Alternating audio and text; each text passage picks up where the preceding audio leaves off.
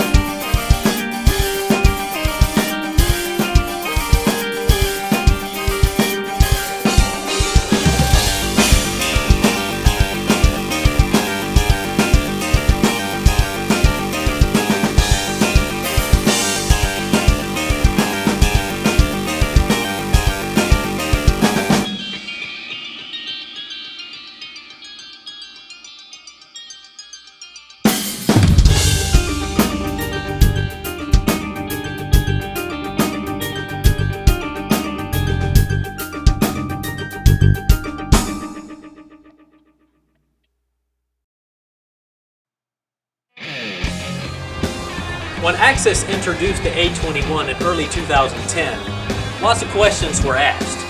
What exactly does A21 mean? And the answer is very simple. This is what is called the number one piece. This is the piece on the Axis pedal that holds the beater and moves forward on the axle when you strike the bass drum. Okay? Here you can see the traditional number one piece in silver and the new A21 number one piece in black. If you notice the brass beater holder on each number one piece, you will see that the black A21 number one piece has the brass beater holder facing forward at a 21-degree angle.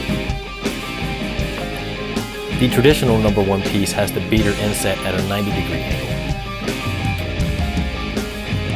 Here is the traditional number one piece. The beater is inset at 90 degrees. You can see when the beater is pushed to the bass drum head that the number one piece is past its maximum impact point. This gives a feeling of pushing through the drum head, which some drummers prefer, and I like that feel in certain situations. This is the new A21 number one piece. Here you can see when the beater reaches the drum head that the number one piece is at its maximum impact point.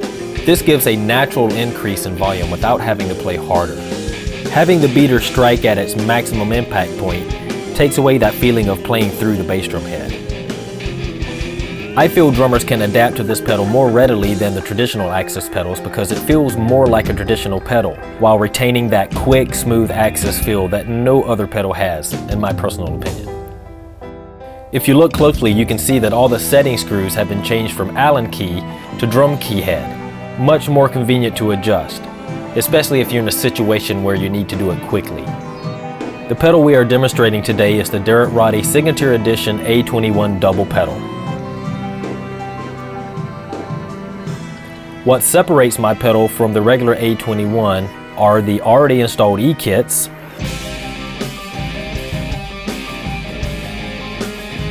for those of you who aren't familiar, the E-kit is the most reliable way to trigger kick drum sounds.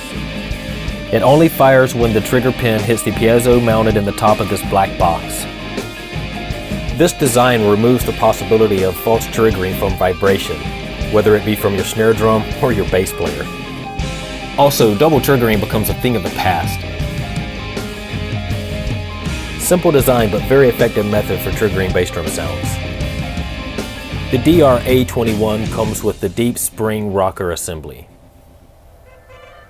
Deep spring rocker refers to the piece that connects the spring assembly to the pedal axle. What Axis has done with the deep spring rocker is move the spring anchor down and extend the length of the spring rocker assembly. Moving the spring rocker down takes tension off the spring. but as the beater travels to and from the bass drum head, more tension is created from the added length of the deep spring rocker. This gives a feeling of the beater being pushed and pulled to and from the bass drum and increased velocity in the stroke. If mounted in the traditional anchor position, you would not get as much extension from the spring as it travels. My signature edition also comes with 3 springs, 2 on the main pedal and 1 on the slave. I set the slave and the primary spring on the main pedal as my tension. You will see these are the heavy-duty springs. This way they can be easily split into 2 singles, having the same heavy-duty springs on both. The third light-duty spring simply anchors the connector rod to the slave pedal. I use very little tension on that spring, but doing this I've found makes that slave pedal feel less like a slave pedal. To finish it up, the Derek Roddy Signature Edition A21 comes with the Wrecking Ball beaters. Oh yeah, tremendous sound from these guys. Combine all of this together and it creates my perfect pedal. So, go down to your local Axis dealer and put your feet on a pair of A21s. Absolutely incredible.